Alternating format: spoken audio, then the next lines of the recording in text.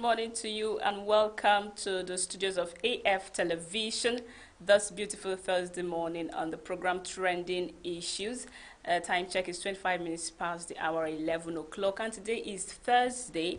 Don't forget how we do it here on Trending Issues, where we talk about so many issues that are happening in Nigeria and outside Nigeria, issues that are so of concern to us. And today it's not going to be an exception. My name is Faith Okanwa, and I'm excited to welcome you to the Thursday edition of Trending Issues on AF Television. Don't forget you can join us through all our social media platforms that are displayed on the screen, where you have the opportunity to drop your comments and make your contributions on issues that we're talking about this morning. And we know that today is Thursday, and the indigenous people of Biafra reportedly gave an order for Nigerians, Biafrans in the southeastern part of Nigeria to sit at home. That is the sit-at-home order that the indigenous people of Biafra gave. We can recall that sometime the IPOB gave an order for every Monday sit-at-home order as a form of a grievance and the agitation for the release of Nnamdi Kanu, the leader of the IPOB. And as time went on, we know what happened, and the IPOB halted that sit at home. Although following the suspension of the sit at home, some people still obey the sit at home, which has been called off. And Thursday, a report came that the DOS, that's the Directorate of Social of the IPOB, gave an order for IPOB members to stay in their houses today, being Thursday, because of the coming of President Muhammadu Buhari, that is the president of Nigeria, to Imo State for the commissioning of projects. And yesterday, the DOS, that is talking about Chika Edoziem, released a statement refuting that report that the IPOB did not give such an order. He said that the order was a propaganda that is being peddled by enemies of IPOB.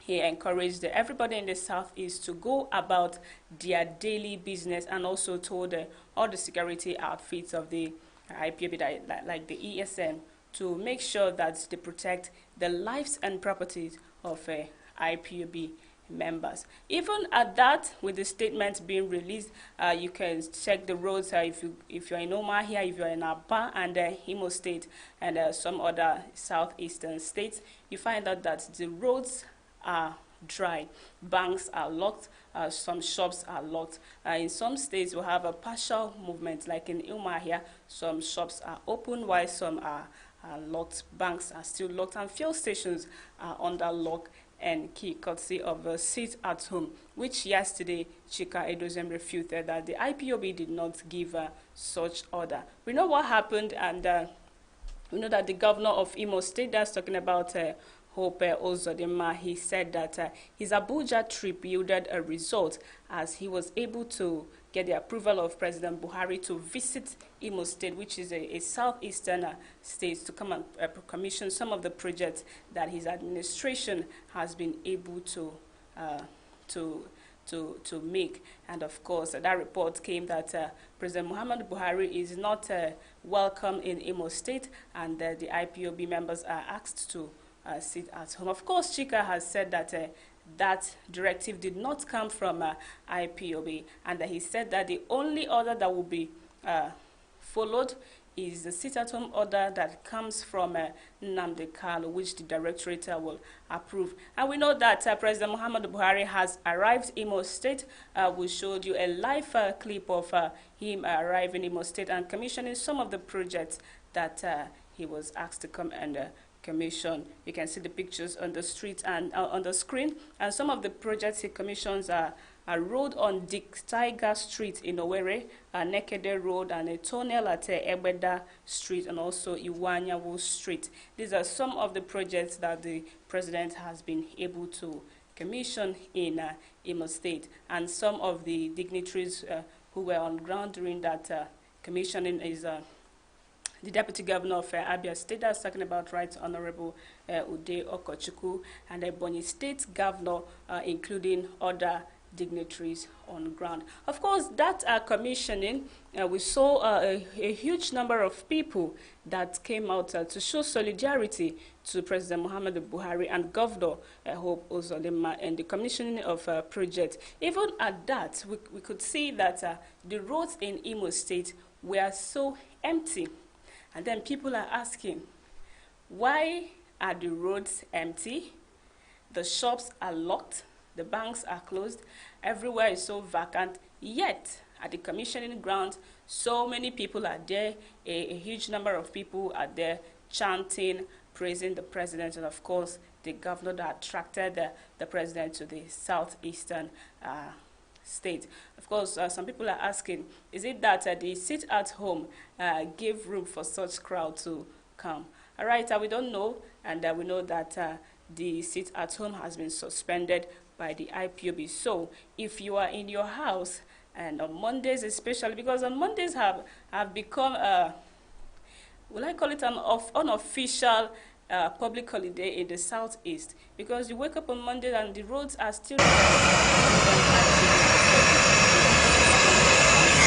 home. So please, if you're listening to us and if you're watching us, the IPOB has suspended the sit-at-home order, and of course they are still calling for the release of the leader of IPOB, Mazi Nnamdi Kanu. Of course, that is it there. It's the trending issues on AF television this beautiful Tuesday morning. Of course, the president is in the southeastern part of Nigeria. I think it's the first time he's coming to the southeast, or the second time, okay? And I don't know if it's an honor. It is an honor for the president of the Federal Republic of Nigeria to visit a state. And of course, we hope that more attractive projects will be done in all the states in the southeast, southwest, and south-south. Not just arrived there through the Nnamdi Sam Mbakwe International Airport, yes, in the early hours of today, and he's still currently in Imo State. Okay, we'll go over to another topic we have on trending issues. Of course, don't forget you can drop your contributions, make your comments, and be constructive in whatever thing you are saying. And of course, if we can, we will take it. Okay, another issue that we're talking about this morning is the issue of fuel scarcity and the increase in the price of fuel. Of course, we know that if you're in Abia State, you agree with me that the past few days and weeks, Abians have been suffering. No fuel. If you get, you pay huge sum of money just to get fuel. Of course, this is so sad, and people have been asking, why is this so? Since last week, some of the fuel stations have been under lock and key, and those that are open for sale, they sell at the rate of 190, 195, 200 naira and above, depending on your location. And people are asking, why is this like this? We know that something happened in Imo State a few weeks ago, where some of the fuel stations in the state shut down, and that they were selling for 1 liter at the rate of 700 naira. Yes, in Imo State. That about 2 weeks ago or so, the rate of fuel in Imo State skyrocketed to 700 naira per liter, and people were asking what happened. And now it's the turn of Abia State. No fuel. If you get to see, you pay through your nose just to get fuel. Okay, as people are asking what is happening in Abia State as regards to fuel scarcity and the hike in the price, we'll tell you that the Director General of Abia State Marketing and Quality Management Agency, that is talking about Sam Hart Esquire, he has spoken, and he was able to give some of the things that are causing all this scarcity of fuel and the hike in the price of fuel in Abia State. And of course, according to him, he said he recalled what happened in Imo State, and according to what he's saying, it is Imo State's situation that is affecting Abia State. Okay, we are sisters and brothers. We share same boundary with Imo State, and what affects Imo State affects us. This is a typical example, because Scarcity of fuel in Imo State is affecting Abia State. Okay, I'll just pick some of the statement he released on the scarcity of fuel in Imo State.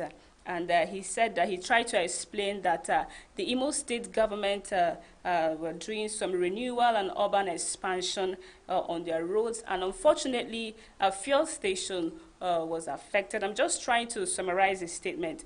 And of course this fuel station was affected, and the operator of that fuel station, that is the owner of the fuel station, sued the government to court. Okay, after the court sitting and the ruling and judgment, the operator of that fuel station won against the government, and a compensation was awarded for the state government, that's the Imo State government, to pay this person. But unfortunately, the government of Imo State did not pay him even up till now. And that angered the IPMAN. IPMAN is the Independent Petroleum Marketers Association of Nigeria, that is the Imo State chapter, and they went on strike.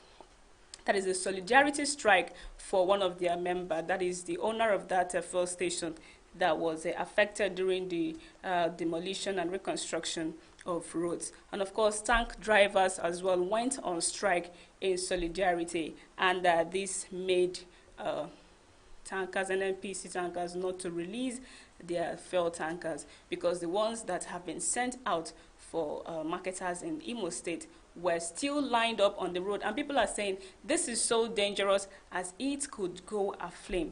This is fuel, this is diesel, and anything, it should go where it is supposed to and not linger on the road. Okay, this caused some issues, and we can recall that the Imo State governor, that is Hope Ozodinma, talking about the governor of Imo State now, and he made a statement and he said, Abia State is closed, Enugu State is closed.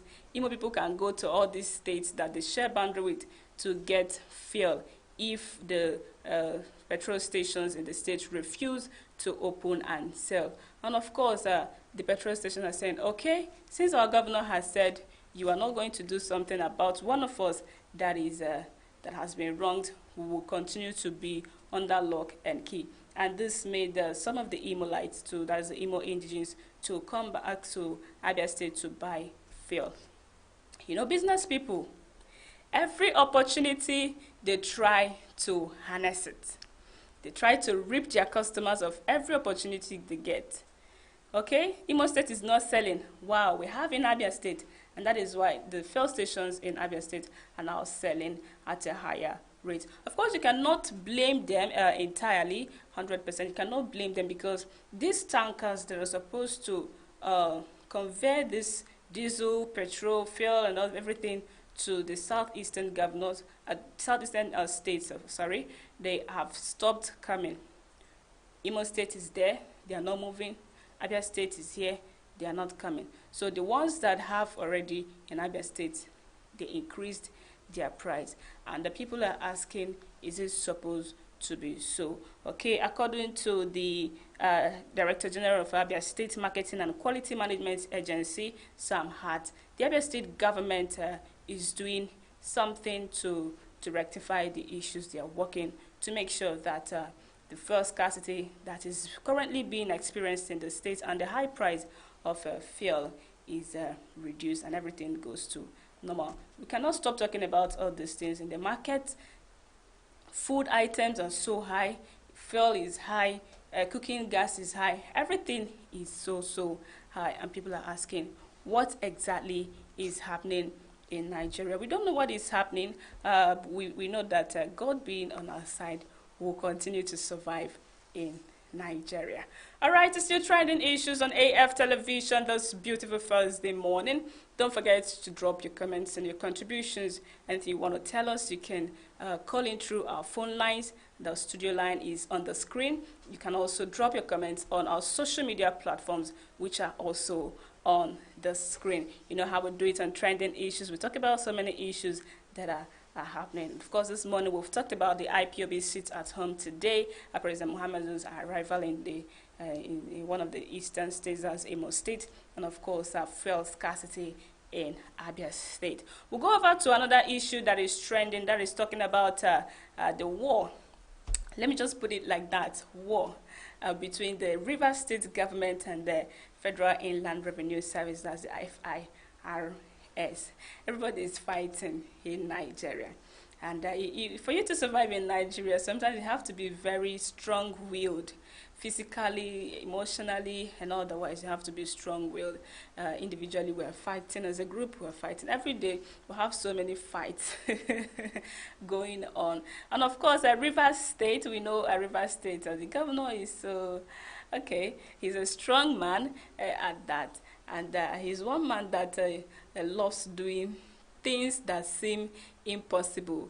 He tried to make them possible with his strong head, strong, and of course, the FIRS have been dragging with the River State government, headed by Nyesom Wike, over VAT, value added tax. And we know that for the past months and weeks, the two bodies have been arguing. They went to court, and last month the court ruled in favor of Rivers State that it is their constitutional right to collect VAT.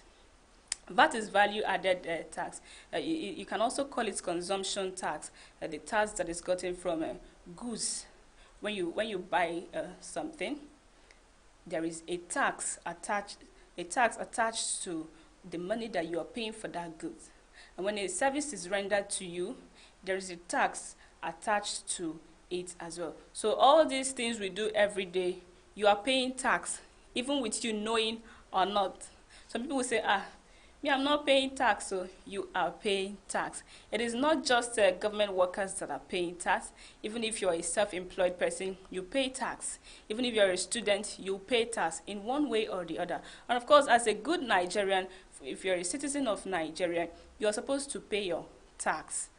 Okay, so this tax issue has caused an uproar between the River State government and the FIRS. And of course, during that court ruling, it was in favor of River State, giving them the right to collect VAT from the state.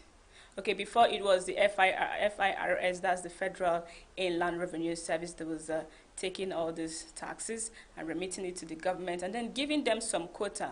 They'll bring it and share it. Maybe the local government will take, state government will take, federal government will take its own, okay, from the tax generated from that particular state. And now the River State government has said, no, this is our money.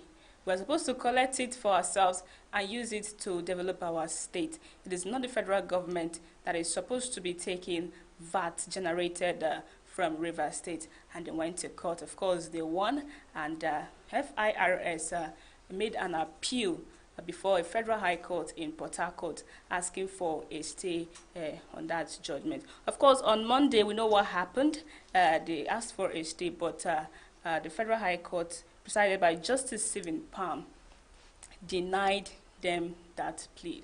Of course, it has maintained that the River State government has the right to collect VAT from all businesses, company, everything that is generating income from that state. They have the right to collect this. And following that judgment, so many issues have come up, and it seems that the Governor Wike is fighting with the FIRS and the boss, that is Muhammadu Maman Nami.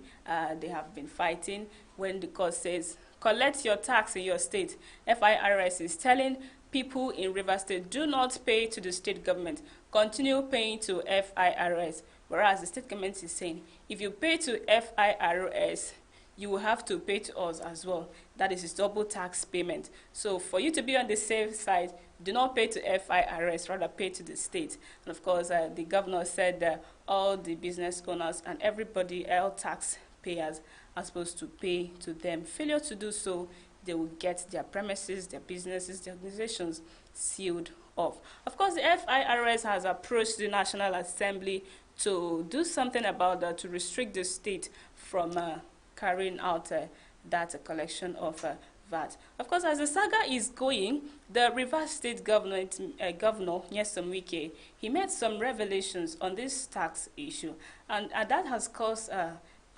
concern to Nigerians. He said something. He said that in June 2021, that the state government, that is River State, generated 15 billion naira from VAT, value added tax, but they got 4.7 billion. That is the quota we're talking about. They generated 15 billion, and after sharing and sharing, what they got was just 4.7 billion naira. Now, Lagos State government got 46.4 billion naira. That is the generated tax from the state. Now, what they got as allocation from their own money, from what was generated from their state, what they got from it was 9.3 billion. And River State governor is saying, could you imagine that Kano State, who generated 2.8 billion naira, got the same 2.8 billion naira as allocation after everything was been shared? And people have been asking, why is this like this? Rivers generated 15 billion and they got 4.7. Lagos State generated 46 point something and they got 9.3. Whereas Kano generated 2.8 and got 2.8. If we're to look at it from a critical view, why should Kano states be different? Why is it that Lagos State generated tax was deducted and a percentage was given to them? Rivers State, same thing, but this other state did not get a percentage, rather they got everything. And that is why the Rivers State government is so bent on fighting for this VAT collection. And of course, he made another very strong statement. He said that he would take over all FIRS offices in Rivers State if they continue to bully them in the state. Okay, you know, Wike, you know, the way he talks, and we don't know if we should take him serious sometimes, and if we shouldn't take him serious. But of course, we should take him serious. We know what he's capable of, and he has threatened to take over FIRS offices in the state if they continue to push for this. They continue to push for collecting VAT from the state. And of course, he said that the Nigerian police do not need to help the state collect VAT, that they will use their own local made security outfits. Of course, so many people are asking again, why is Kano, which is also a northern state, receiving VAT from items like alcohol? We know that northern states, they don't consume alcohol, and then when all this VAT and tax and everything are being coughed out from this alcohol, they still receive some quota from this. You know what Hishba does when a trailer load of alcohol comes in, they smash it, they destroy it, lots of money, millions of naira, just go to waste like that. But then they receive VAT generated from all these things they are still destroying. Of course, that's what people are asking, is this supposed to be like that? Okay, the FIRS is still there. They said they are going to appeal that judgment, and we know that Wike is still, no, he's ready to fight them, and we are appealing to them to just go gently and resolve everything amicably, and for peace to reign in the state and of course in Nigeria as a whole. It's still trending issues on AF television this beautiful Thursday morning. Don't forget you can join us on our social media platforms on the screen. Our website is also there, and of course our studio line is there where you can call in and make your contributions where necessary this Thursday morning. Okay, we'll go over to another issue in the education sector. Where we'll talk about sexual harassment and everything that is happening in the higher institutions. And of course, a recent one is the one that happened in OAU. That is talking about the Obafemi Awolowo University. We know that one of the lecturers, his name is Dr. Adebayo Mosobolaje. Okay, Mosobolaje. He is a lecturer of English language department in Obafemi Awolowo University. Of course, on Tuesday, the governing council of that institution announced that the lecturer has been sacked. That is, he's no longer one of the staff of OAU because of sexual harassment. Okay, the institution set up a panel of investigation following an alleged sexual harassment of this said lecturer on a female student. And of course, the female student said that she gained admission into the institution in 2013, and this said sexual harassment happened in 2017 when she was working on her final year project. You know, when you're working on your project, you have to be meeting your course advisor, your project supervisor, your this and your that. And she said she went to meet Dr. Adebayo in his office for further directive on her project work she was carrying out in 2017. That was in her final year, and that was when the alleged sexual harassment occurred. And according to her, she had an audio evidence she recorded, which was tendered and in line with the petition that was given against this man in 2018. This sexual harassment allegedly happened in 2017, and the petition was made in 2018 when the investigation started. And of course, after their inquiries and investigation, of course, the man pleaded not guilty when he was queried by the panel, but the panel, after the investigations, they found him guilty, and they've now sacked him. But the man is saying, no, you cannot sack me. I'm going to appeal this judgment. What is his argument? He said, this alleged sexual harassment happened in 2017, and the petition is coming in 2018. Why is it so? These are his arguments now.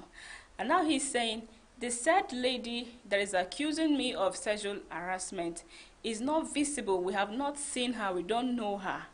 Okay, she alleged that the governing council did not provide her. That is, she did not appear in person during the panel of inquiry. She just spoke to the council through phone. And now this man is asking, how are we sure that this person actually knows me, or I know the person? He's also saying, I've worked in this university for 15 years, and all my years of service in this university, I have not had a single query, and I've not had a single case of harassment or anything. And of course, he's saying also so many arguments that this man is giving. Of course, he said that the audio that was tendered as evidence had no sexual harassment in it. Okay, that is it. The council has sacked him. Now he's asking, why are you sacking me when there was no cross-examination? The person that is accusing me did not appear in person. And of course, that is it there. And we know that sexual harassment is something that the Nigerian universities have been fighting against, even though we know that they have not been able to curb it even to the minimum level. You know that they are doing something about it. And it's so sad to hear that a lecturer will molest a student. It is so, so sad. We hear these stories every day and every day where male lecturers will assault their female lecturers or even harass them in their offices. We don't even know what we need to say about sex for mark, where you have to give, and then I'll give you mark. If you want an A, you give me this one. If you want a B, you give me this one. These are not too good for our education system. Of course, Dr. Adebayo has said that he's going to appeal the judgment because he feels that his fundamental right was infringed on. But the school is saying, we have taken our stand, you violated our regulation, and you are going. Okay, we hope that if he is innocent, that he can be cleared of the charges. But then if he is not, he has to face the music. Okay, another issue we have to talk about before we leave is one issue that is trending on social media. Last time we talked about a member that accused his pastor of marrying his wife. That one came, we talked about this one came, so many stories. But now this case is a case of a medical doctor, a Nigerian medical practitioner. He has come and said, hey, this my friend and my colleague has snatched away my wife from me. So many things are happening in Nigeria. Your friend and your colleague as well. You can see the picture on the screen. One is Dr. Anthony Chijoke. That is a man that is making the accusation. And his friend who he is accusing is Dr. Ozuzu George Davidson. Dr. Anthony is saying that Dr. Davidson snatched his wife from him. He went on Facebook through his handle to make the allegations, and he posted some pictures, and people are talking about this. What is really happening? Why would you take your friend's wife from him? Legally married, according to him. Okay, he posted some pictures showing that he married his wife in the court way. He married her in court because the Dr. Davidson that snatched the wife allegedly is arguing that, man, you did not marry this woman. You are not legally married to her. So that is why the said Dr. Anthony has posted some pictures showing, this is my wife. This is the evidence of our marriage. And he's also saying that, you are saying that I did not marry my wife legally, but you were a witness to it. And you even congratulated me.